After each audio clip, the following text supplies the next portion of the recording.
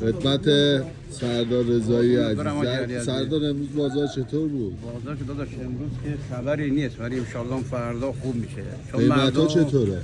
قیمت سیب درجه 35 36 سیب پایین تر از 30 32 28 بستگی به سیبش داره. کیفیت سیب ضعیفش هم ارزم به خدمت میگم 25 23 24. پیاز زرد چند؟ پیاز زرد بستگی به پیاز از 10 تومن گرفته تا 17 18 15. پیاز تازه چند جیرو؟ پیاز تازه جیرو نداشتیم ولی چند روز پیش داشتیم. ارزم به خدمتت بشه 20 فروختیم 25 فروختیم متا درشت بودن. بستگی به جنسیت بار داره دیگه، کیفیت بار آجری. ولی انشالله خوب میشه. فقط دعا کنیم برف و بارونی بیاد برای کرج مردم شاد بشن.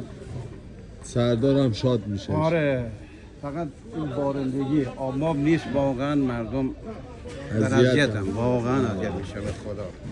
سردار این دندونا رو یه فکر رو حالش کنیم. هنوز زوده هنوز مونده انشالله درست کنیم تا اینا دندونا شیریه در میاد. آره در میاد. حالا ما بعد از 60 سالگی در میاد. دندان شیری در میاد. دو بار. ژاپن میگن یه دونه چیز درست کرده ماده درست کرده میزنی دندونا در میاد. آقا مال ما مادر ذاتی بعد از 60 سال به بعد دوباره در میاد. آره.